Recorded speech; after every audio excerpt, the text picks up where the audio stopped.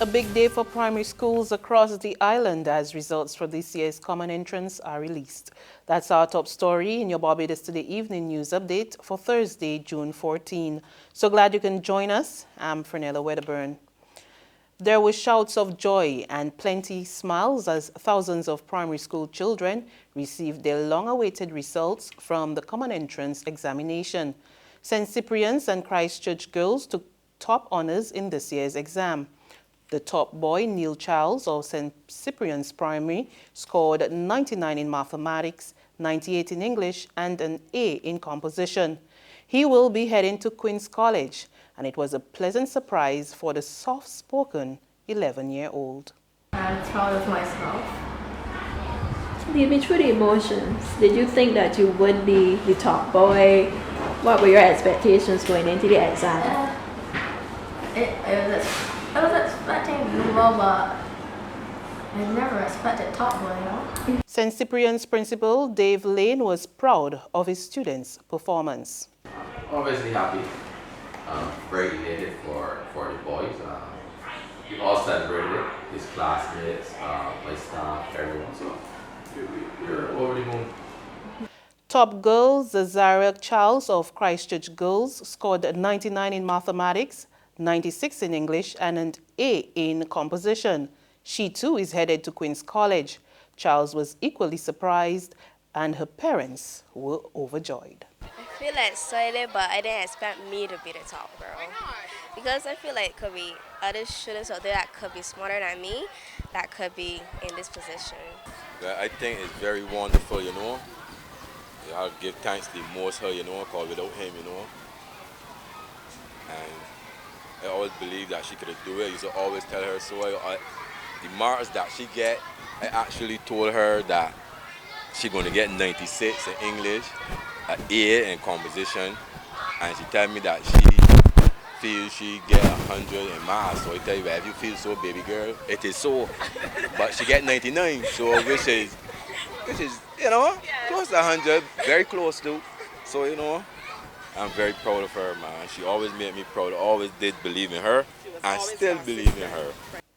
Principal of Christchurch Girls, Orlin Ben, says the hard work paid off for her children and staff. These children have worked hard. The teachers must be commended, and the parents and anyone else who would have worked with this crop of students. We have had our challenges, of course, but generally everyone seemed to be happy about the results, especially this child, Jazara. She is really an inspiration for all, and I would hope that the other students from the Christchurch Girls' School would wish to emulate the tradition. Actually, it seemed to be becoming a tradition. Over at Hinesbury Primary, top student Jamaica Beckles, who was also among the top 10, scoring 239.32 and an A in composition, was ecstatic that she will be headed to Queen's College come September. She could not believe her good fortune.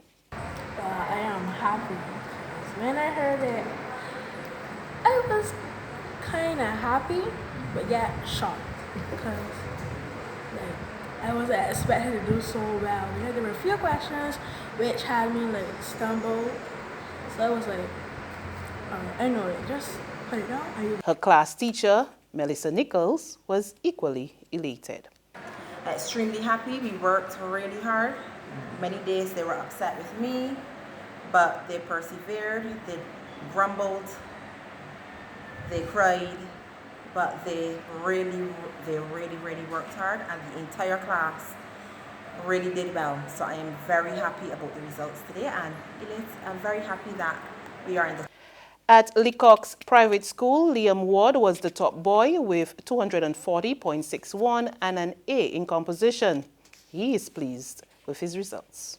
I was going lessons, and then on school days when I came home, I had to be doing papers time. School principal Sybil Leacock expected Liam to perform well. Well, we worked hours. I go because our motto is hit your wagon to a star. It is hit your wagon to a star. So we work by that. And the number one part of that is discipline.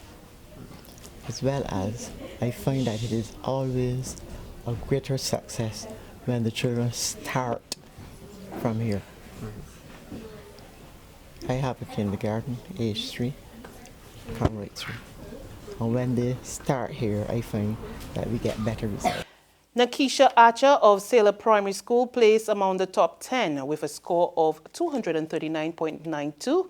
She is headed off to Queen's College and is so happy. I tried my best and I'm really excited. Why you wanted to go to Queen's College? Because it was a top school. I know I could have got it. This is the first time in a long time that your school had a student in the top 10. How do you feel about that? I'm very proud. Very good. Tell me about the preparation, how you would have prepared for the common entrance. I had to do a lot of work. I paid attention in class. And for the exam, I was a bit nervous, but I got over that and I'm very happy. Senior teacher Olivia Hines and teacher Sasha Gibson praised Nikisha's performance. Extremely happy. You know, we have not achieved this for a very, very long time, and we knew she could have done it. We are happy for her. We know that wherever she goes, she will do her best. She is very, very good at it, and we are excited. Okay, from class 1, when I first taught Nikisha, she was always an intelligent child, always want to read, always want to be very careful and check over with her work. So I always expected her to do well. Overall, this year's scores were a significant improvement over last year's performance. Education Minister Santia Bradshaw told journalists at a news conference this morning that the national mean in mathematics was 62.4%, with the national mean in English at 69.44. She, however, said she is concerned about the uneven performance among the island schools and says her ministry will be tackling the problem. What the results do reveal, however, is that there's a core of schools that are consistently in the top 25 performing schools, and there's also a corresponding group of schools that performs the complete opposite. Since taking this office, this matter has been engaging my urgent attention with the ministry's staff, and it has become an agenda item which I have made a high priority. In other news, investigations continue into the discovery of a male body at Thompson Land, Licorish Village, St. Michael. Police say they received a report around midday that a body was seen lying in a bushy area. No further details are available at this time, but police are treating this as an unnatural death. Anyone with information on the circumstances surrounding the discovery or can identify the deceased is being asked to contact the District A police station or any police station or police emergency 211. The business model used by commercial banks is in need of change, so says economist Avinash Prasad, who maintains that banks have for far too long been focusing on raising capital through obligations such as mortgages, credit cards, and loans. He told the 9th Annual Domestic Financial Institutions Conference at the Lloyd Erskine Sandiford Center today that the industry was now facing a range of new rules that could result in higher operating costs, and the time had come for change. So we need to think about how we graduate our business model to something that is going to be give you more breathing room and more comfort. Because in a world of the new capital requirements, with these reserve requirements and the new accounting rules, institutions with short-term liabilities are going to find it increasingly unprofitable to be lending long-term. So we need to think about diversifying that model. Meantime, Acting Director of Research and Economic Analysis at the Central Bank of Barbados, Anton Belgrave, says the island's financial system remains stable, growing by about 2.8% to reach $25.6 billion last year. An assessment of the key risks, credit, liquidity, interest rate, and sovereign risks indicated that the system was generally stable and able to withstand a range of adverse shocks.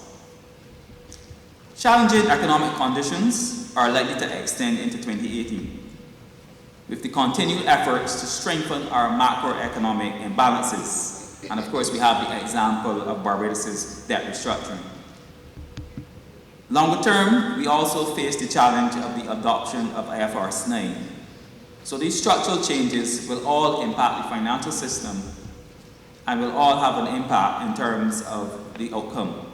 There's regional and international news after this short break.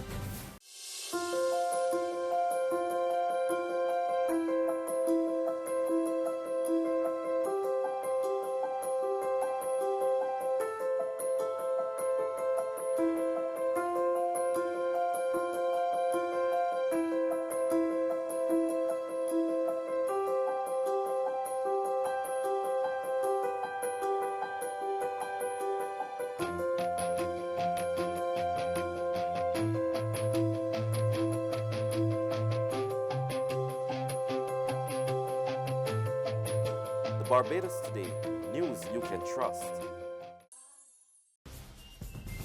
On the regional front, Oxfam GB has been banned from operating in Haiti. This after some of the charity's staff was accused of sexual misconduct following the 2010 earthquake.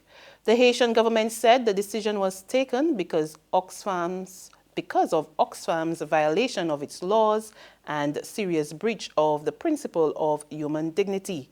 According to international reports, Oxfam has accepted the decision, saying that the behavior of some staff was completely unacceptable. Haiti's decision follows a temporary suspension announced back in February. Oxfam has been in Haiti since 1978, and it increased its presence after the earthquake.